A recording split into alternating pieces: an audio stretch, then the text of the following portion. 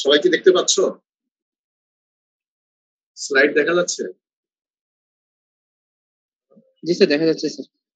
আমরা আজকে blast furnace এর এই টোটাল ব্লাস্ট ফার্নেস সম্পর্কে আমরা জানবো। এতদিন পর্যন্ত আমরা প্রথম করলাম হচ্ছে যে সায়েন্স সম্পর্কে, ব্লাস্ট ফার্নেস এর রিঅ্যাকশন হয়, রিঅ্যাকশন সায়েন্স যেটা সেটা। এরপরে আমরা কিভাবে র মেটেরিয়ালস প্রিপেয়ার করা হয় অর্থাৎ এবং র মেটেরিয়ালস এন্ড আউটপুট এই জিনিসগুলো আমরা দেখলাম। এখন হচ্ছে যে ফার্নেস, টোটাল ফার্নেসের লেআউট, যেটা ফার্নেসের কোন পার্টকে কি বলা হয় এবং কিভাবে কোন জোনে রিঅ্যাকশন হয়, রিঅ্যাকশনের ইউনিটিস গুলো আমরা পড়ে ফেলছি। এখানে হচ্ছে তোমাদের সরাসরি দেখার জন্য যে এখানে এই জোনে এই রিঅ্যাকশন গুলো হয়, এই জিনিসগুলা। তাহলে আমরা এটা শুরু করি। সেটা হচ্ছে তারপর যে ফার্নেসের লাইনিং, কি কি ফার্নেস লাইনিং ইউজ করা হয়, কোন জোনে কি লাইনিং ইউজ করা হয়, এই জিনিসগুলো প্ল্যান লেআউট করা হয়, ফার্নেস ডিটেলস। তোমরা এই ছবিটা দেখো, এখানে একটু ভালো করে দেখো। এটা একটা ব্লাস্ট ফার্নেসের লেআউট। এর আগেও যদি দেখানো হচ্ছে, কিন্তু ডিটেল আমরা ডিসকাস করিনি। এখানে যেটা দেখা যাচ্ছে, দেখো একটা ব্লাস্ট ফার্নেসের মধ্যে যে কম্পোনেন্ট গুলো থাকে, একটা হচ্ছে যে ব্লাস্ট ফার্নেস প্রপার থেকে, আর গ্যাস ক্লিনিং ডিভাইস। যে গ্যাসটা বের হবে সেখানে একটা ক্লিনিং ডিভাইস, এই যে এখানে এটা দেখাচ্ছে। আবার হচ্ছে যে এয়ার প্রিহিটিং ডিভাইস, এটা হচ্ছে যে এয়ার প্রিহিটিং ডিভাইস। এরপরে যেটা হচ্ছে raw materials storage and heating, এদিকে র মেটেরিয়াল স্টোরেজ করা হয়, তারপর এটাকে প্রিহিট করা হয়। এই দিক দিয়ে তোমার র মেটেরিয়ালস চার্জ করতেছে, তারপর লিকুইড প্রোডাক্ট ডিসপোজাল এই জায়গাগুলোতে। আর একটা হচ্ছে প্রসেসটাকে কন্ট্রোল করার জন্য একটা প্রসেস কন্ট্রোলিং। আগে জিনিসগুলা ম্যানুয়ালি বা সাইডে সেট করা হতো, এখন যেহেতু কম্পিউটার চলে আসছে, কম্পিউটার কন্ট্রোল এই প্রসেস গুলা করা হয়। কিভাবে এই যে চার্জ গুলা যাচ্ছে, চার্জের সিকুয়েন্স গুলা, এবং প্রতিটা সিকুয়েন্সে কি পরিমাণে চার্জ কোনটা যাবে, কতটুকু যাবে, এগুলো সব এখন কম্পিউটার কন্ট্রোল হয়ে যায়। তারপর এখানে গ্যাস ক্লিনিং সিস্টেম একই অবস্থা, সবগুলো এখানে এই তারপর হচ্ছে যে তোমার preheat, air preheating device এখানেও একই। মানে মোট কথা হচ্ছে তারপরে এখানে কখন ডিসপোজাল হবে না হবে, এখানে এখন ম্যানুয়াল এই যে ইনভলভমেন্টটা এখন অনেক কমে আসছে। এই জন্য হচ্ছে প্রসেস কন্ট্রোল ইউনিট। তো estimating arrangements for various sections of the blast furnace এখানে তোমার দেখানো হলো। এখানে আমি একটু বলি, এখানে এই টোটাল যদি শ্যাফটটা তুমি দেখো, মেইন যে শ্যাফটটা, এগুলো তো হচ্ছে যে তোমার প্রি হিটিং ইউনিট। যে গ্লাসটা এখানে ঢুকতেছে টুয়ার্ডস, এটাকে আগে হিট করে দিতে হবে। কারণ তোমরা দেখছো যে শুরুর দিকে যখন এই স্টিল যখন আসছে, সেখানে কিন্তু লিকুইড করতে পারেনি। কেন করতে পারেনি এটা কি বলতে পারবা না? আমরা যদি ওই ডিফারেন্ট টেম্পারেচার অ্যাটেন্ড করা যাচ্ছে না। হ্যাঁ হ্যাঁ বলো স্যার, ওই যে টেম্পারেচারে মেল্ট হবে, ওই টেম্পারেচারে অ্যাটেন্ড করতে পারতেছিলাম না। কেন পারেনি তখন? স্যার তখন কোল্ড এয়ার দিতাম স্যার, তারপরে আবার ফুয়েল হিসাবেও তখন দেওয়া হচ্ছে যেটা হচ্ছে যে কোল্ড এয়ার, আর একটা হচ্ছে যে এয়ারের রেটটা বেশি দেওয়া যেত না। কথা বুঝছো? সেই কারণে তখন যেটা হতো, সেই সেটা হচ্ছে তোমার যে আয়রনটা হতো তখন এটা সলিড স্টেট রিডাকশন, অর্থাৎ লিকুইড না হয়েই এটা রিডাকশন হতো। এটা আমরা দেখছি। এরপরে যখন আস্তে আস্তে, এবং তার প্রোডাকশন রেটও অনেক কম ছিল, তখন এখন এয়ারটাকে যখন স্পিডে দেওয়ার ব্যবস্থা হলো, এয়ার রেট বাড়ানো হলো টুয়ার্ডস, তখন দেখা গেল যে প্রোডাকশন রেটও বাড়ছে। আবার যখন প্রি হিট করলো তখন তার প্রোডাক্টিভিটিও বাড়ছে। সেই জন্য আর যদি তুমি গেল এই জিনিস, সেই জন্য প্রিহিটটা এখানে ইম্পর্টেন্ট। আর এই যে টোয়ার্স এদিক দিয়ে গ্যাস ঢুকছে, এখানে তুমি পুরো শ্যাফটটা যদি খেয়াল করো, পুরো ফার্নেসের ডিটেলসটা এটা লেন্থ ওয়াইজ, এটাকে থ্রড বলা হয়। আর এই যে এখানে দেখো, এখানে একটা হচ্ছে যে দেখো এই আপওয়ার্ড যেই এটা ন্যারো হয়ে আসতেছে, এখান থেকে এখানে হচ্ছে যে ওয়াইড থাকে, আর এদিকে আসতে দিকে ডাউনওয়ার্ড ডায়ামিটারটা কি হয়ে যাচ্ছে, আপওয়ার্ড এটা ডিক্রিজ করছে। এই একটা চেঞ্জ। আর একটা চেঞ্জ দেখো, এখানে একটা ভার্টিক্যাল জোন আছে, অথবা একটু সামনের উপরের দিকে এরকম দেখো, এটা প্যারালাল একটা অংশ। আর নিচে আবার দেখো এখানে একটা ডাউনওয়ার্ড একটা আছে, এখানে ওয়াইড থেকে এখানে কি হচ্ছে, ন্যারো হচ্ছে ডায়ামিটারটা। তাহলে এগুলোর একটা নাম আছে, যেমন এই যে উপরে ফ্লোর থেকে এই পর্যন্ত এটাকে শ্যাফট বলা হয়, অথবা স্টেক বলা হয়, এই পর্যন্ত। আমার কার্সর মুভমেন্টটা কি তোমরা দেখতেছো? জি স্যার, দেখা যাচ্ছে। দেখা যাচ্ছে না? জি স্যার, দেখা যাচ্ছে স্যার, দেখা যাচ্ছে স্যার। আচ্ছা, তো এখানে দেখো ঠিক একইভাবে এখানে যে প্যারালাল দুটো যে অংশ আছে এটাকে বেলি বলা হয়, এটা কি বলা হবে, বেলি। আর পরের যে অংশটা আছে এখানে ডাউনওয়ার্ড, এটাকে ব্রোশ বলা হয়। আর এই এখান থেকে টোয়ার্স এর উপর থেকে এটা হচ্ছে ব্রোশ, এটা খেয়াল রাখবা। আর এই টোয়ার্স থেকে নিচের দিকে এই অংশটুকু যেটুকু পর্যন্ত তোমার লিকুইড মেটাল থাকে এটাকে বলা হচ্ছে যে হার্ট, এটাকে বলা হয় হার্ট। আমরা যদি এখানে একটু দেখি যে এই যে এখানে যে কথাটা বললাম যে the furnace interior is broadly divided into stack, এই যে স্টেক বলা হচ্ছে যে এইটুক থেকে এইটুক, দিস ক্রিটিক্যালি দেখো এই যে স্টেক। আর বেলি, এই যে অংশটুক প্যারালাল অংশটুক এইটুক বেলি। আর ডাউনওয়ার্ড যে অংশটুকু এটা বোস বলা হয়, বিলো দ্য বেলি এন্ড স্লোপিং ইনওয়ার্ডস গোয়িং ডাউনওয়ার্ড। আর এখানে এটাকে এই যে টোয়ার্স যেটা হট ব্লাস্ট এখানে যাচ্ছে। আর এই জায়গাটা তোমার কি আছে, এই অংশটুকু বলা হচ্ছে যে হার্ট। বিভিন্ন জিনিস দেখানো হলো যে এখানে ওয়েন দেওয়া হচ্ছে, এদিকে পিগ আয়রন ডিসপোজাল হচ্ছে, এটা স্ল্যাগ, এদিকে স্ল্যাগ ডিসপোজাল হচ্ছে, এদিকে তোমার এই যে র মেটেরিয়ালস প্রিপারেশন যেটা হচ্ছে, ওর বাইন্ডার দিয়ে তোমরা ওই যে প্যালেটাইজেশন করা হয়, এটা দেখছো ওই যে ওর প্রিপারেশন বা র মেটেরিয়ালস প্রিপারেশন আমরা এটা দেখছি। তো এখানে যেটা হচ্ছে যে অ্যাগ্লোমেরেটিভ ইউজ করা হয় অথবা সিন্টার্ড ইউজ করা হয়, নর্মাল ডিরেক্ট যদি সাইজ যদি ঠিক থাকে ওর ইউজ করা হয়, এই জিনিসগুলো এখানে। আর এখানে গ্যাস ক্লিনিং সিস্টেম, তুমি যদি এই ছবিটা দেখো এটা অনেকটা রিয়েল লাইক ছবির মতো এরকম।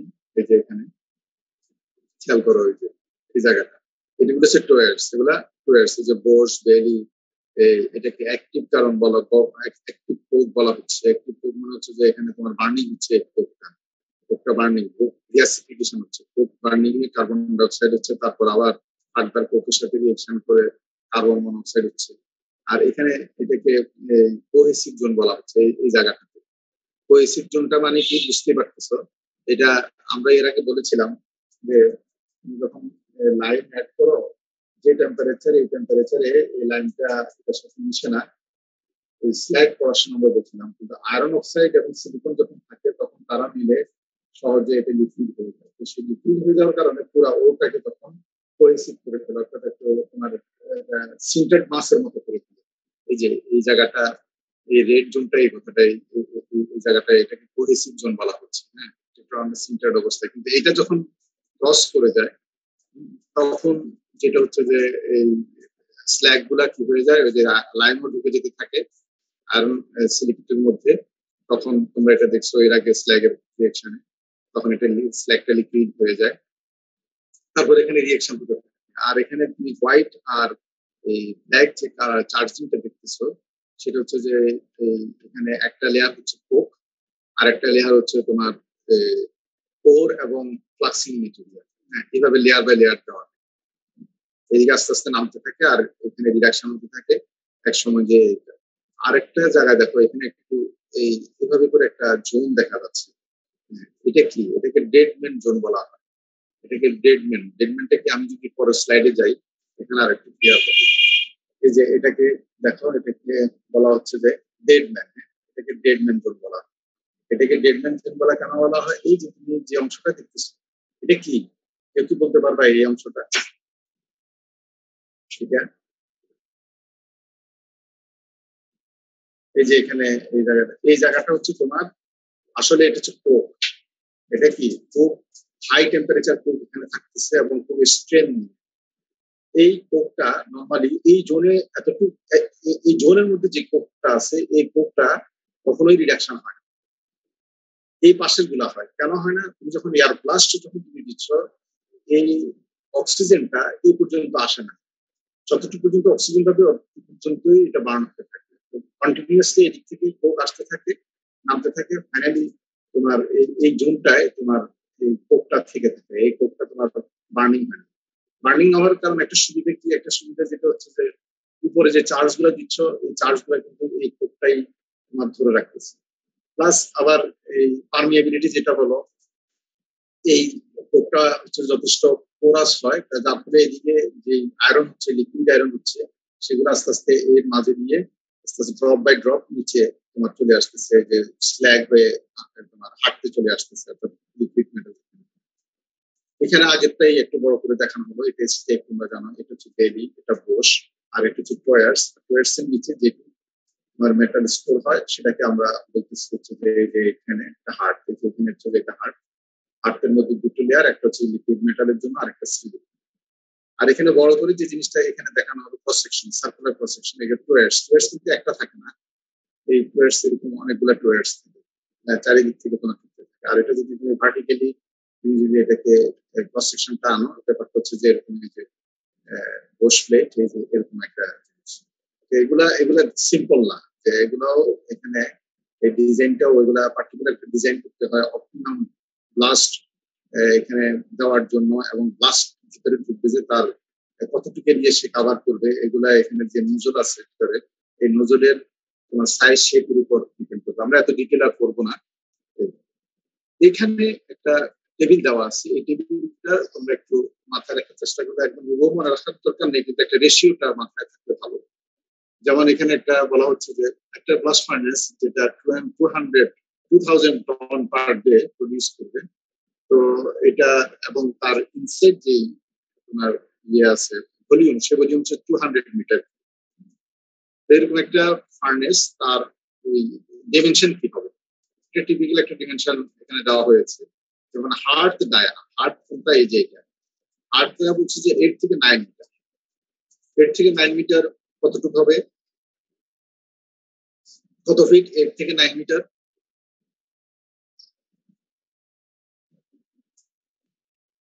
কথা আমার কথা শোনা যাচ্ছে নাকি, তোমরা শুনতে পাচ্ছ? 25 থেকে 30 ফিট। 9 মিটার কত কত ফিট হবে? 30 ফিটের কাছাকাছি। 30 ফিটের কাছাকাছি না? তুমি যদি চিন্তা করো একটা স্ট্যান্ডার্ড রুম, আমরা যে বাসা বাড়িতে থাকি যে স্ট্যান্ডার্ড রুম, তার সাইজ যদি 10 ফিট বাই 10 ফিট হয়, তাহলে এরকম 3টা রুমের সমান তোমার জায়গা থাকবে হচ্ছে যে হাতের এই ডায়ার। কথা বুঝছো? এইভাবে তোমাদের মনে রাখলে এটার সুবিধা হবে। নর্মালি এখন 10 বাই 10 যদি অনেক ছোট, ওইভাবে তোমরা চিন্তা করতে পারো, এটা ডিপেন্ড করে, ভেরি করে। 15, 10 এরকম হয় রুম গুলা। এখন এত ছোট বাসা, বড় বাসা থেকে ছোট বাসায় বেশি করা হয় কমার্শিয়ালি চিন্তা করে রুম বাড়ানোর জন্য। দেখা যায় যে 15, 20, 12 এরকম সাইজের হয়ে থাকে। তো যেটা বলা ছিল, তাহলে যদি 10 বাই 10, 10 ফিট বাই 10 ফিট যদি এরকম রুম তুমি চিন্তা করো, তাহলে 3টা রুমের সমান তোমার এই এরিয়াটা হয়। তারপর বোস ডায়া যেটা, এটা দেখো আরো 1 মিটার বেশি হয় বোস ডায়া। এই যে এটা হচ্ছে বোস। এখানে ঠিক আছে, এখান থেকে যে ম্যাক্সিমাম ডায়া যেটা বলতেছে, এটা হচ্ছে বোস ডায়া বাড়লো। এখানে প্রায় ওখানে যা থাকবে তার থেকে 1 থেকে 2 মিটার এটা বেশি হবে, এই যে বোস ডায়া যেটা আপওয়ার্ড হয়ে গেল। বেলিটা এটাই থাকবে, বসার আপওয়ার্ড যে ডায়াটা, এটা বেলিটার ডায়া থাকবে। এরপরে হার্টের যে হাইট আছে, তুমি দেখো এই যে হার্টের যে এখান থেকে টয়ার্সের নিচ থেকে এই পর্যন্ত, এই হাইটটা 3 থেকে 4 মিটার। তাহলে 3 থেকে 4 মিটার কয় ফিট হবে? 13 ফিট একটু বেশি হবে, 14। 10 ফিট। 10 ফিট হলে 10 ফিট থেকে 11 ফিট ধরো, তাহলে 11 ফিটে তুমি 5.5 ফিট হাইটের দুজন মানুষের সমান হাইট হবে। বুঝতে পারছো? তাহলে দেখো, তাহলে হার্টের হাইটটা কিন্তু অনেক। আমাদের যে রুফ দিয়ে থাকি, বিল্ডিং এর যে রুফের হাইট একটু বেশি হয়। এরকম হাইট থেকে। তারপর হচ্ছে এরপরে দেখো বোস হাইট যেটা, এই যে বোসের যে এই অংশটা, বোস হাইট যেটা, সেটা হচ্ছে যে ওই যে 3 থেকে 4 একই রকম। 10 ফিট থেকে 11 ফিট ধরো, 11 ফিট। এরপরে স্টক লাইন ডায়া এবং স্টেক হাইট। স্টেক হাইট বলতে বোঝাচ্ছে যে এখান থেকে এই পর্যন্ত পুরোটাকে স্টেক বলা হচ্ছে, এটাই মেজর হাইট। এখানে 18 থেকে 20 তোমার মিটার, প্রায় ধরো 51 ফিট, 51 ফিটের মতো ধরো, 50 ফিটের মতো। 50 ফিট তাহলে চিন্তা করো কতটুকু হাইট হবে। তুমি 10 ফিট যদি একতলা একটা বিল্ডিং ধরো, এটা 5 তলা বিল্ডিং এর সমান এরকম হবে। এটা হচ্ছে স্টেক হাইট। আর স্টেক ডায়া যেটা, যেটা বলছে 5.5 থেকে 6.5, যে উপরের দিকের অংশটার কথা বলতেছে। ডাউনওয়ার্ড তো তোমার যেটা আছে যে আর বোর্ডের যেটা 9 থেকে 10, এটা টোটাল হাইট যেটা বলা হচ্ছে, টোটাল হাইট 30 থেকে 32, এখান থেকে শুরু করে এখান পর্যন্ত টোটাল যে হাইটটা এটা 30 থেকে 32। আর ইউজফুল ভলিউম যদি 200 মিটার কিউব এরকম যদি একটা হিসাব করে, তাহলে আসলে ভিতরে যে ইউজ হচ্ছে যে এগুলো তো বাদ যাবে, এই অংশটুকুগুলো ইউজফুল ভলিউম হচ্ছে 1400 টু 1600 মিটার কিউব। মূলত এরকম একটা জিনিস, তোমরা এটা একটু মনে রাখো, হার্ড ডায়াটা 8 থেকে 9 মিটার, এভাবে করে একটু খেয়াল করো। তাহলে দেখা গেল যে জিনিসটা আমরা ছবিতে যত দেখতেছি যে জিনিসটা ছোট, আসলে এটা ছোট না, এটা অনেক বড়, সেই তুলনায় অনেক ফিজিক্যাল ডাইমেনশনটা অনেক বেশি। যার ফলে এখানে যে চার্জ গুলা হয়, এই চার্জ গুলা যে তুমি দেবা, এই চার্জ গুলা দেওয়ারও মেকানিজমটা অনেক রিসার্চ করে এটা বের করা হয়েছে। কারণ নর্মালি আমরা ওই দিলাম, তাহলে এটা হলে কি হয়ে যাবে, এখানে সেগ্রিগেশন হয়ে যাবে, লাইট গুলো একদিকে যাবে, দেখা যাবে যে কোক গুলো একদিকে চলে যাচ্ছে, ওরগুলা ভারী থাকে, ওর একদিকে চলে যাচ্ছে, ফ্লাক্সিং গুলা একদিকে, তাহলে ইনহোমোজেনিয়াস একটা চার্জিং ব্যবহার। আমরা চার্জিংটা দেখবো, তো হোমোজেনিয়াস চার্জিং এর জন্য এখানে অনেক বড় একটা মেকানিজম এখানে ডেভেলপ করা হয়েছে ডে বাই ডে রিসার্চ করে। যাই হোক, এখন যেটা আসছে সেটা হচ্ছে যে তোমার ব্লাস্ট ফার্নেস রিঅ্যাকশন। তোমরা এই রিঅ্যাকশনের আমরা ডিটেইল কিন্তু পড়ে আসছি, এখন কোন জোনে কি রিঅ্যাকশন হয় তোমরা এক নজরে তোমরা এটা দেখে বুঝতে পারবা। যেমন এখানে the major reactions are classified as follows, এগুলো আমরা দেখে আসছি বিচ্ছিন্নভাবে, আমরা ওখানে রিঅ্যাকশন কিনেটিক্স আমরা দেখছি। এটা প্রথম হচ্ছে যে যখন উদ্ভিদ ঢুকবে তখন removal of moisture from the raw materials থেকে শুরুতে যখন চার্জটা ফার্নেসের উপরে ইন করবে, এখানে যে জিনিসটা দেখানো হচ্ছে এই একটা ফার্নেসের হাইট দেখানো 2 ইয়ার্স থেকে তোমার 20 মিটার একটা হাইট দেখানো হবে, যে টপ মানে 20 মিটার হাইট একটা ব্লাস্ট ফার্নেসের দেখানো হবে, এটা টপ। এদিকে যখন যাবে তখন তোমার এটা ময়েশ্চার রিমুভ হবে র মেটেরিয়ালস থেকে, কারণ টপ গ্যাস যেটা আছে সেই টপ গ্যাস তোমার 100 থেকে 250 ডিগ্রি নিয়ে বের হয়, কিন্তু তার আগে তার টেম্পারেচার আরো বেশি থাকে। তো সেই টেম্পারেচারে তোমার কিভাবে ময়েশ্চার রিমুভ হবে। তারপর হচ্ছে reduction of oxide, iron oxide by carbon monoxide, iron oxide step by step carbon monoxide দিয়ে রিডাকশন হবে। তারপর হচ্ছে gasification of carbon by carbon dioxide, হ্যাঁ। তারপর হচ্ছে ডিসোসিয়েশন অফ ক্যালসিয়াম কার্বনেট, সেটা ওইটা এখানে টেম্পারেচার প্রথমে ক্যালসিয়াম অক্সাইড এবং কার্বন ডাইঅক্সাইড হয়ে যাবে। তারপর reduction of iron oxide by carbon, reduction of some other oxides of ore by carbon, combustion of coal and coke in front of flares. আমরা এই জিনিসগুলো আগে এই রিঅ্যাকশন গুলো ডিটেইল দেখছি। এখন আমরা ওই রিঅ্যাকশন ডিটেইলটা কিনেটিক্স আমরা দেখবো না, রিঅ্যাকশন মেকানিজমটা আমরা দেখবো না। এখন আমরা দেখবো কোন জোনে কি হচ্ছে এটা মনে রাখবো। The output from the furnace আর ফার্নেস থেকে কি আউটপুট আমরা আগে যে ক্লাসটা আমরা করে আসছি সেখানে আমরা ডিসকাস করছিলাম যে মোল্টেন মেটাল হয়, মোল্টেন স্ল্যাগ হয়, ওখান থেকে গ্যাস বের হয়ে আসে, সেই গ্যাসের টেম্পারেচার 150 থেকে 200 ডিগ্রি সেন্টিগ্রেড থাকে। এখন সেখানে কার্বন মনোক্সাইড থাকে, কার্বন ডাইঅক্সাইড থাকে, নাইট্রোজেন, ময়েশ্চার এবং ডাস্ট পার্টিকেল থাকে। এটা আমরা গত ক্লাসে নিয়ে ডিসকাস করছি। এবং এই গ্যাস কম্পোজিশনটা আমরা বলছি এটা ডিপেন্ড করে ওখানে, এবং স্ল্যাগ কম্পোজিশন এগুলো ডিপেন্ড করে, মোল্টেন মেটাল এগুলো ডিপেন্ড করে হচ্ছে কি বার্ডেন, কি র মেটেরিয়াল ইউজ করছে সেগুলোর উপর। এখন আমরা এই পুরো জিনিসটাকে আমরা এভাবে করতে পারি যে একটা লোয়ার জন্য কি রিঅ্যাকশন হয়, আর একটা মিডল জন্য কি রিঅ্যাকশন হয়। মিডল মানে এই জায়গাটাতে যেখানে তোমার কোষ বেলি যে জায়গাটা আছে, আর আপার জন্য কি হয়, মানে এই তিনটা জোনে কি রিঅ্যাকশন হয় সেটা আমরা এখানে এখন দেখব। Reactions in the lower zone বলতে বোঝাচ্ছে যে 3 to 5 meters extended from the towards level, এই যে এখানে 3 থেকে 3 থেকে 5, মানে তার মানে এখানে তোমার তুমি বলতে পারো যে বোস বেলি এই লেভেলে তোমার রিঅ্যাকশন হয়। বোস বেলিতে টেম্পারেচার কত থাকে, এই যে অ্যারাউন্ড এখানে এই জায়গাটা, এখান থেকে শুরু করে এই জায়গা, এটা পরে আসছি। তো তাহলে এখানে যে রিঅ্যাকশন গুলো হয়, রিঅ্যাকশন গুলো দেখো, এই রিঅ্যাকশন গুলো আমরা আগে অনেকবার পড়ে আসছি, হ্যাঁ। সেই রিঅ্যাকশন গুলো এখানে এন্ডোথার্মিক ক্যালসিনেশন হয়, এটা নিচের থেকে শুরু হচ্ছে। তো এখানে যেটা হচ্ছে যে এই যে ক্যালসিনেশন অফ লাইমস্টোন, তারপরে direct reduction of iron oxide, কারণ এখানে কোনো O3 বা Fe3O4 থাকবে না, এখানে থাকলে এটা ওস্টেট থাকবে। তারপর সিলিকা, এটা তোমরা দেখছো, ওই যে সিলিকন কিভাবে চলে আসে, ম্যাঙ্গানিজ কিভাবে চলে আসে, ফসফরাস কিভাবে লিকুইড মেটালে আসে, সেখানে আমরা এই রিডাকশন গুলো কিন্তু করে আসছি। এন্ডোথার্মিক ডিরেক্ট রিডাকশন অফ, এখন এই জন্য দেখবা এই জোনটাকে এটাকে ইনডাইরেক্ট জোন বলা হয়, আর এটাকে ডিরেক্ট রিডাকশন বলা হয়। এটাকে ইনডাইরেক্ট রিডাকশন বলা হয় জোন, আর এটাকে ডিরেক্ট রিডাকশন জোন বলা হয়। তো এখানে আসতেছে এন্ডোথার্মিক সালফার রিমুভাল। সালফার কিভাবে আসছে, আয়রন সালফাইডের সাথে আর আয়রন লিপিডের মধ্যে সালফার ঢুকে যাবে, ক্যালসিয়াম অক্সাইড দিলে তুমি সালফারটা কিভাবে আয়রন থেকে রিমুভাল হয় সেটা। তারপর এখানে যে কম্পাশন অফ কার্বন, কার্বনের সাথে অক্সিজেন রিঅ্যাকশন হয়ে যে মেজর হিট তো এখান থেকে আসে। এন্ডোথার্মিক রিডাকশন, কার্বন মনোক্সাইডের রিঅ্যাকশন এন্ডোথার্মিক, তোমরা এটা জানো, এটা অ্যাবাভ 1000 ডিগ্রি সেন্টিগ্রেড। আবার ময়েশ্চার যেটা হয়, ময়েশ্চারটা এরকম তোমার হয়ে যায় কার্বনের সাথে ইয়া হয়ে, এটা তোমরা দেখছো above 1000 degree centigrade carbon monoxide. এগুলো হচ্ছে যে তোমার এই লোয়ার পার্টের যে রিঅ্যাকশন, এটা কতটুকু হবে 3 থেকে, এবং এখানকার টেম্পারেচার তো molted metal temperature 400 to 450 degree centigrade.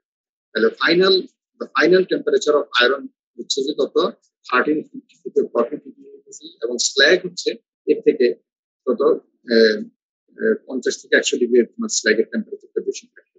কারণ স্ল্যাগের টেম্পারেচার কি জন্য বেশি থাকবে, স্ল্যাগটা হচ্ছে যে হটার জোনের সবচেয়ে হাই টেম্পারেচার যে জোন তার অ্যাডজাস্টিং এরিয়া হচ্ছে স্ল্যাগ।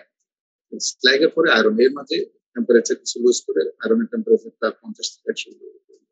তুমি যদি এখানে দেখো বোস, এটা হার্ট, এই যে হার্টে তোমার লিকুইডের টেম্পারেচার কত এটা দেখাচ্ছে। তুমি কালার গুলো যদি দেখো খেয়াল করো, তাহলে কালার দেখলে দেখবে যে এই উপরের দিকে জোনে হচ্ছে 83 আছে, এবং এখানে এই লো টেম্পারেচারে তোমার এটা 83 উপর হয়ে যাবে। এই যে এই জায়গাটা দেখো, এই জায়গাটা হচ্ছে 83 উপর হয়ে গেল।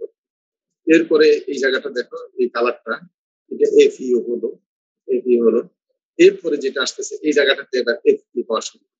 এই এফিটা কিন্তু তোমার লিকুইড নেই, এই এফিটা বলা হচ্ছে সলিড। যখন আরো নিচে নামবো তখন এই এফিটা দেখো, এখানে আর কোনো আয়রনের কিন্তু কালার নাই, আয়রনের লিকুইড আয়রন কালার এটা এখানে হচ্ছে যে এফি, এটা সলিড আয়রন, এটা রিডিউস যে আয়রনটা হলো ওস্টাইড থেকে যেটা আয়রন হলো এই জায়গায় আছে, কিন্তু মাঝখানে কোনো আয়রনের দেখাচ্ছে না। এদিকে না সলিড আছে না লিকুইড আছে, তো এটা কেন, এখানে কি তাহলে আয়রন নাই? কে বলতে পারবে এটা? আমার কথা শুনতে পাচ্ছ? হ্যাঁ,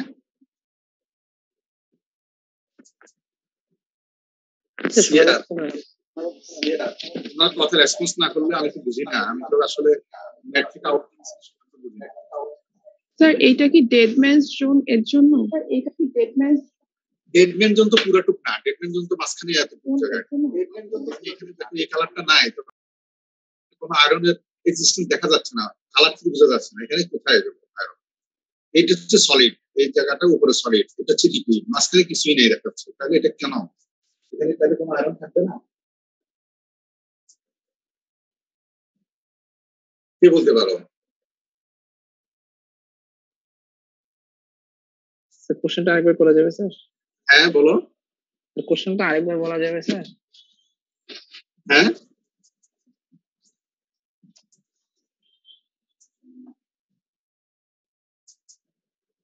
বলো।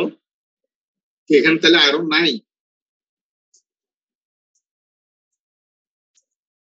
কথা বলো, কি কেউ বলতে পারবে না? স্যার কোশ্চেনটা আরেকবার একটু বলুন স্যার, রিপিট করেন স্যার একটু কাইন্ডলি। কোশ্চেনটা ছিল হচ্ছে যে তোমার এই যখন নিচের দিকে নামছে আয়রন অক্সাইড থেকে আয়রন হয়ে গেল, এই যে এই কালারটা এখানে আছে দেখো, এই যে আয়রন হয়ে গেল মানে কি, এটা সলিড আয়রন হলো, কারণ এখানে টেম্পারেচার কম, লিকুইডে হওয়ার মতো। আবার এখানে যেটা দেখা গেল যে এই কালারটা দেখো শুধু এখানে আছে, এটা লিকুইড আয়রন, তার মানে এখানে সলিড আয়রন, এখানে লিকুইড আয়রন, মাঝখানে তো কোনো এরকম কালার নাই, আয়রন দেখা যাচ্ছে না। তো আসলে কি এখানে আয়রন নাই?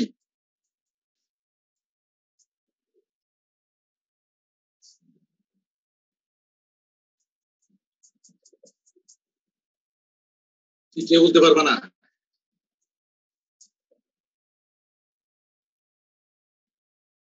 ওখানে স্ল্যাগ আছে না? স্ল্যাগের কথা আমরা বলছি না, এখানে আমরা আয়রনের কথাটাই বলছি, স্ল্যাগ তো এখানে দেখানো হয়নি।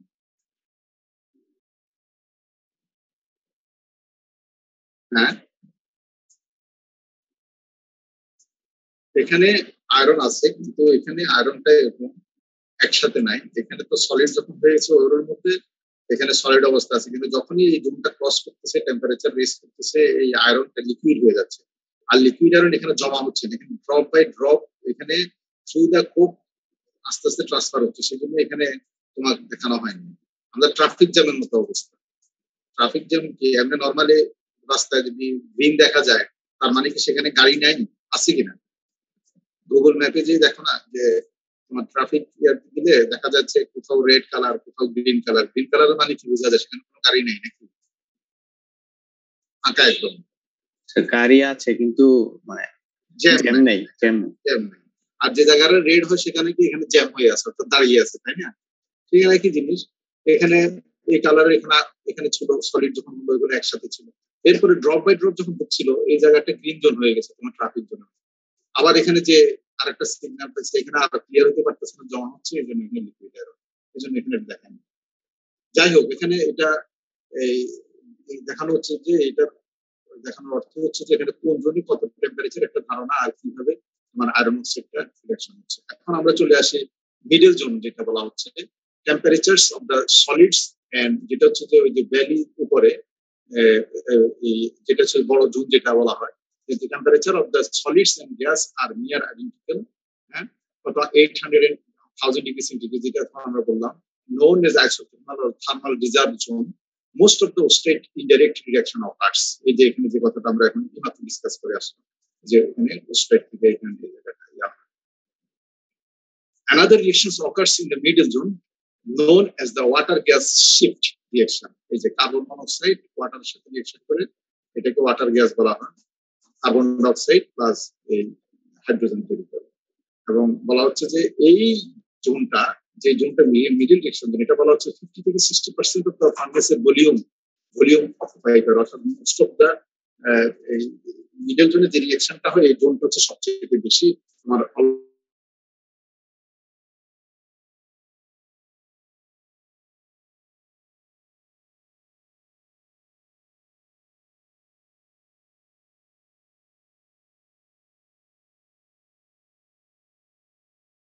অলমোস্ট যত টোটাল ভলিউম আছে তার 50 থেকে 60% এই যে উপরের পাশ থেকে আছে, কোথায় গেল যে এখান থেকে উপরের দিকে, এটা আপার জোন বলা হয়, প্রিপারেশন জোন।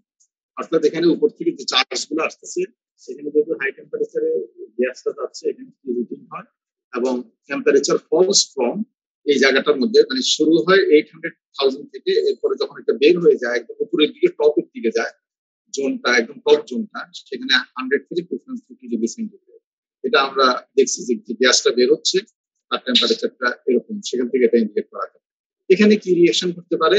এখানে প্রথম যে রিঅ্যাকশনটা করে, যে decomposition of carbonates other than that of calcium. Calcium ছাড়া অন্য কোনো কার্বনেট থাকতে আমরা দেখছি ম্যাগনেসিয়াম কার্বনেট, ম্যাঙ্গানিজ কার্বনেট থাকতে পারে, বা বিভিন্ন ধরনের কার্বনেট থাকতে পারে। আদার্স কার্বনেট গুলো এই জন্য ডিকম্পোজ করে।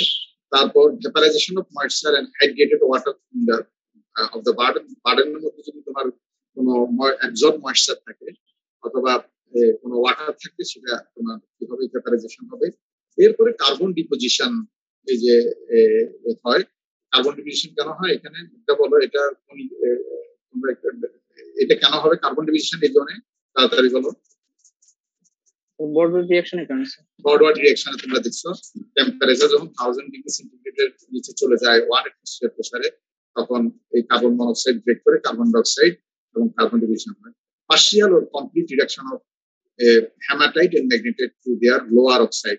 তোমার কিছুটা হেমাটাইট এবং ম্যাগনেটাইট এগুলা তাদের লোয়ার অক্সাইড, হেমাটাইট হলে সেটা ম্যাগনেটাইট হয়ে যাবে মেজর পোর্শন, আবার ম্যাগনেটাইট থেকে কিছু কিছু তোমার পোস্টাইট হবে। আরো যখন টেম্পারেচার নিচের দিকে নামবে, তখন এই ম্যাগনেটাইট থেকে সেটা আবার পোস্টাইট হয়ে যাবে। ফাইনালি তো তোমরা দেখছো যে পোস্টাইট থেকে সলিড স্টেটেই হয়ে যাবে, আয়রন হয়ে যাবে।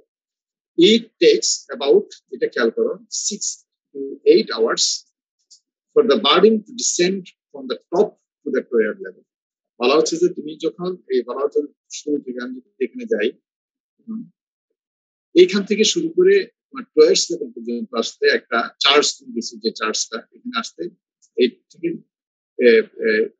8 to 10 আওয়ার্স সময় তোমার এখানে লাগবে, এই কথাটা বলবো, বা 6 to 8 আওয়ার্স সময় লাগবে। এখন কিছু আমরা মডার্ন ব্লাস্ট ফার্নেসের সাইজ সম্পর্কে আমরা ডিসকাস করবো। ওখানে আমরা এর আগে যেটা টেবিলে দেখানো হয়েছিল ভলিউম হিসেবে 2000 মিটার কিউব একটা ভলিউম দেখানো হয়েছিল। এটা এখন ডেভেলপ হয়েছে এবং যেমন এখানে যেটা বলা হচ্ছে যে সাউথ কোরিয়ায় পোস্কো সাউথ কোরিয়া তাদের হার্ড ডায়ামিটার ইউজ করছে। আমরা আগে যেটা হচ্ছে হার্ড ডায়ামিটার সম্ভবত আমরা 8 মিটার দেখছিলাম। দেখি হার্ড হাইট হার্ড ডায়ামিটার এই যে 8 থেকে 9, এখন সেটা বাড়িয়ে কত আসলো 9 থেকে 13। দেখো 9 থেকে 13 চলে আসছে।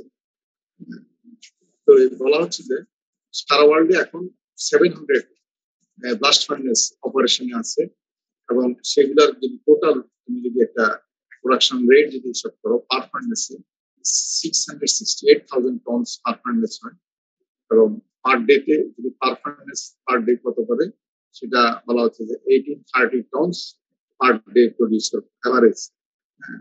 তো ব্লাস্ট ফার্নেস সাইজের মধ্যে এখানে বলা হচ্ছে বিভিন্ন ওয়ার্ল্ডে যে হচ্ছে সবচেয়ে বেশি দেখা যাচ্ছে যে বোসান নাম্বার 3, এটা ওরা মডিফিকেশন করে রিসার্চ করে করে বাড়ায় 1 2 3 এরকম। এখন 3 চলতেছে, সেটা বলা হচ্ছে 400 মিটার কিউব। আমরা যেটা তোমাদেরকে ওখানে ডিমেনশনটা দেখেছিলাম এগুলোর মধ্যে এটা ছিল 200 মিটার কিউব। তাহলে এখন সবগুলাই তোমার যে জোন টু জোন ডিমেনশনটা তোমার বাড়তে থাকবে। পোস্কো যেটা সাউথ কোরিয়া এখানে যেটা বলা হচ্ছে তাদের হচ্ছে যে অলমোস্ট চায়নার এটা সমান। তারপর তাইওয়ানের যে স্টিল সেখানে 300, টাটা স্টিল আমাদের পাশের দেশে ইন্ডিয়ায় সেখানে 2300 মিটার কিউব। এখানে একটা পারফরমেন্স অফ ব্লাস্ট ফার্নেস একটা টেবিল দেওয়া আছে, তোমরা একটু দেখবে। যেমন এখানে প্রোডাকশন রেট, এখানে যে সাউথ কোরিয়ার এটা দেওয়া আছে, তারপর নেদারল্যান্ডস এর, তারপর হচ্ছে জাপানের আবার দুটো দেওয়া আছে এটা কোম্পানি হিসাবে। কিমুরসা একটা কোম্পানি, আর কিছু নিপ্পন স্টিল, তোমরা নিপ্পন স্টিল নাম শুনছো, টাটা স্টিলের নাম শুনছো ইন্ডিয়ার। এখানে এগুলা কম্পারিজন একটু তুলে ধরা হয়েছে প্রোডাকশন কত। সবচেয়ে তুমি যদি দেখো জাপানের এগুলোর প্রোডাকশন রেট সবচেয়ে বেশি, নিপ্পন এগুলোর production rate high. Inner volume যদি চিন্তা করো এদের ইনার ভলিউম এই দুটারই বেশি। ওয়ার্কিং ভলিউম এখানে বেশিরও ওয়ার্কিং অবশ্যই বেশি। দিক থেকে দেখা যাচ্ছে যে তোমার নেদারল্যান্ডস যেটা আছে ওটা বেশি পাওয়া যায়। এবং টপ প্রেশার, এই যে টপ প্রেশার সবচেয়ে বেশি এগুলার, ইন্ডিয়ারটা কম। আচ্ছা, এই টপ প্রেশার কম বেশি হওয়ার কারণে সিলিকনের কি কোনো এফেক্ট আছে?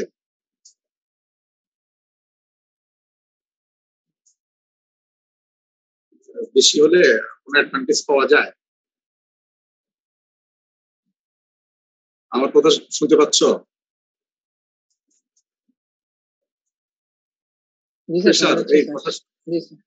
টপ প্রেশার বেশি হলে, যেখানে টপ প্রেশার যে বেশি দেখাচ্ছে ওরা, এদের কম, টাটার অনেক কম, নেদারল্যান্ডস এর এটারও কম কম্পারেটিভলি, কিন্তু এদের অনেক বেশি। যেমন কোরিয়ার এদের কোনো অ্যাডভান্টেজ পাওয়া যায়? টপ প্রেশার বেশি পেলে এটা বলতে পারার কথা, গতকালকেও পড়ানো হয়েছে, গত পরশু দিন। বলতে পারতেছো না? হ্যাঁ, টপ প্রেশার যদি বেশি হয় তাহলে সিলিকন ট্রান্সফারটা কম হয় না হট মেটালে। যে ইন্ডিয়ান যে আয়রন পাওয়া যায় সেখানে তোমার আমরা বলছিলাম সিলিকনটা বেশি আসে, তখন আমরা বললাম না যে ইন্ডিয়ান আয়রনে ব্লাস্ট ফার্নেসে টপ প্রেশারটা কম থাকে। টপ প্রেশার কম হওয়ার কারণে সিলিকন ট্রান্সফারটা বেশি হয় লিকুইড মেটালে, বলছিলাম না গত ক্লাসে? হ্যাঁ, আচ্ছা যাক, অক্সিজেন এনরিচমেন্ট কতটুকু করা, অর্থাৎ তোমার যে ব্লাস্ট দিচ্ছে সেই ব্লাস্টের ভিতরে অক্সিজেন এত পার্সেন্ট অক্সিজেন এখানে দিচ্ছে। তারপর এখানে বার্ডেন প্রিপারেশনে সিঙ্কার কত পার্সেন্ট ইউজ করতেছে, ওর কত পার্সেন্ট, তারপর অ্যালুমিনিয়াম, এগুলা তুমি দেখো কোক অ্যাশ। দেখো এরা যে কোক অ্যাশ ইউজ করতেছে, দেখো নিপ্পন এবং জাপানের যে কিমুরসা যেটা, সেটা সবচেয়ে কম। আর ইন্ডিয়ান যে কোক ইউজ করা হয় তার ভিতরে অ্যাশটা বেশি। অর্থাৎ ইন্ডিয়ার এটাতে সিলিকনটা বেশি আসবে হট মেটালে। সেই জন্য করতে গেলে ইন্ডিয়ান আবার টপ প্রেশার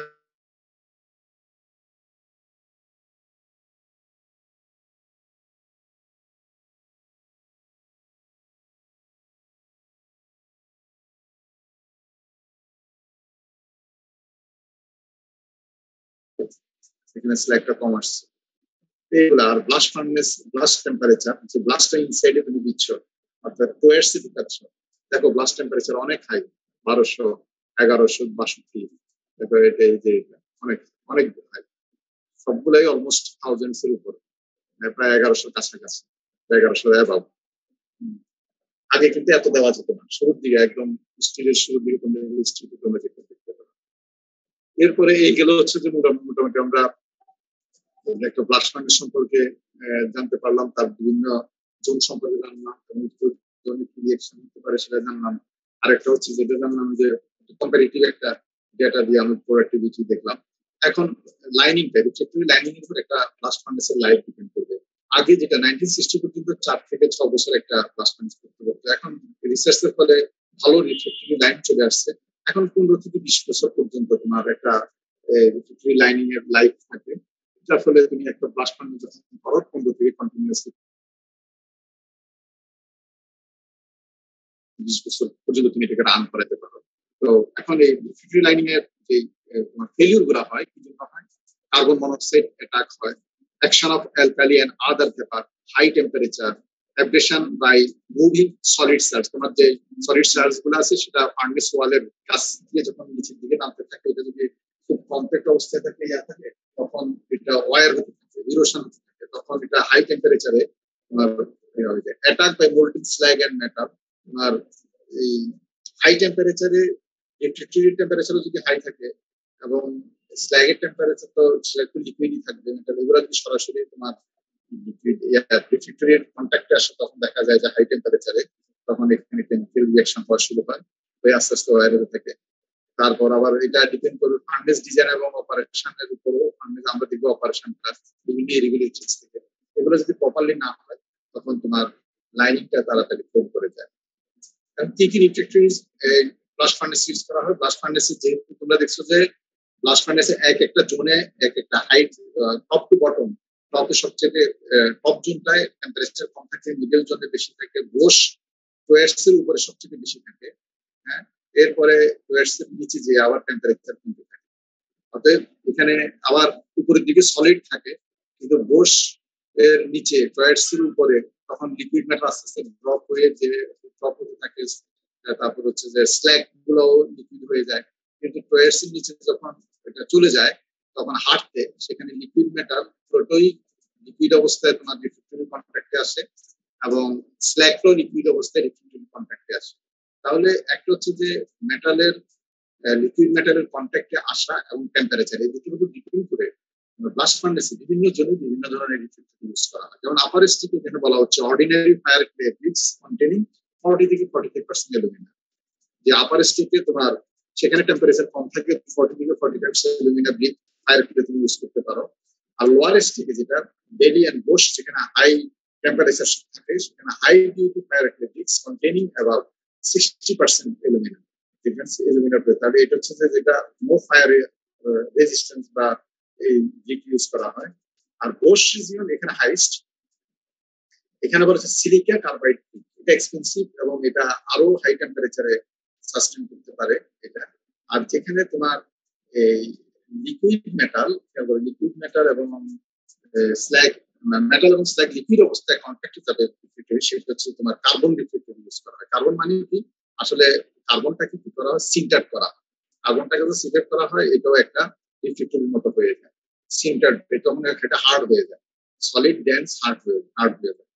যে তোমরা এই ধরনের ইলেকট্রোড বা ইলেকট্রিক আর্ক ফার্নেস ইউজ করা হয়, তোমরা দেখবে যে ইলেকট্রিক আর্ক ফার্নেস মোটা মোটা মানে প্রায় কত 1 ফিট না, 1 ফিট 8 থেকে 10 ইঞ্চি বা 1 ফিটও হয়, এরকম মোটা টায়ার গ্রাফাইট রডের মতো দেখা যায় বা বারের মতো দেখা যায়। এগুলো কিন্তু খুব ডেন্স, এগুলোকে সিন্টার করা। পরে লঙ্গার লাইনিং লাইফ, এরপরে আরো গবেষণা করে দেখবো যে না এই অবস্থায় যেটা আসে লাইফ বাড়ে আগে থেকে তারপরে রিঅ্যাকশন হয়ে যায়, তখন তারা কুলিং সিস্টেম করবে যে এগুলাকে যদি আমরা এগুলোর মধ্যে দিয়ে যদি ওয়াটার পাস করাতে পারি, রাখতে পারি, তখন আরো লাইফ বেড়ে যায়। তখন সেই জন্য বক্স কুলার সব cast iron steel tubes for stack different, যেখানে টেম্পারেচার একটু কম সেখানে এই ধরনের তোমার এই বক্স কুলার ইউজ করা হয়। এরপরে আরো হাই টেম্পারেচার বোর্স জোন, সেখানে রয়েছে box cooler of copper with copper tubes. কপারের কন্ডাক্টিভিটি স্টিলের থেকে আরো অনেক বেশি। যেখানে টেম্পারেচার বেশি হয় সেখানে এই যে বোর্ড জোনে তখন সেখান থেকে টেম্পারেচারটাকে থেকে টেম্পারেচারটাকে দ্রুত নিয়ে যাওয়ার জন্য এবং বক্স কুলার এবং কপার টিউব ইউজ করা হয়। এখানে কি করা হয়, forced air or water is passed through the pipe in the carbon lining in heart. Carbon lining এর মধ্য দিয়ে তোমার কি করা হয়, ওখানে তোমার চারিদিকে তোমার পাইপ দিয়ে দেওয়া হয়, পাইপের মধ্যে দিয়ে তোমার ওয়াটার অথবা এয়ার পাস করানো হয়, cold air, cold water, cold air pass করানো হয় যাতে কার্বনের টেম্পারেচারটা মানে খুব বেশি বাড়তে না পারে। এর মেজর প্রবলেম ইনসার্টিং পাইপিং হচ্ছে এই যে পাইপ গুলো দেওয়া হয় এখানে একটা প্রবলেম আছে। সেই প্রবলেমটা কি, the deposition of insoluble salt in the inside wall of the tube. যখন এই টিউব হাই টেম্পারেচার তো নিচ্ছে, ওখানে টিউবের টেম্পারেচারটা বেশি থাকবে, এই অবস্থায় তোমার ওয়াটার কি হয়ে যায়, ওয়াটার তোমরা জানো যে ওয়াটার ভিতর তোমার সলিউবল সল্ট থাকে, কিন্তু টেম্পারেচারের সাথে সাথে আবার ইনসলিউবল হয়ে ডিপোজিট হতে থাকে ওয়াটার টিউবের মধ্যে হাই টেম্পারেচার। এটা যদি হয় তাহলে দেখা যাবে যে কিছুক্ষণ পরে বা কয়েক বছর পরে এটা টিউবটার ভিতরে ডায়ার কমে যাচ্ছে, যে পরিমাণে তোমার ওয়াটার সার্কুলেট হওয়ার কথা ওয়াটার ওইভাবে সার্কুলেট হচ্ছে না, তখন টেম্পারেচারটা বেড়ে যাবে, বেড়ে গেলে তখন আবার লাইনিং একটা কমে যাবে। In order to avoid this problem only, demineralized or cold water should be used. এই জন্য বলা হচ্ছে যে এইটা যখন এইটাকে ইউজ করার জন্য তোমার ওয়াটারটাকে তোমার সবসময় কুল রাখতে হবে। ওয়াটার যদি হাই হয় তখন কিন্তু ওই যে ওয়াটার গুলা সল্ট গুলা তোমার ডিপোজিট হওয়া শুরু করে। এখানে যেটা বলা হচ্ছে যে হট ব্লাস্ট,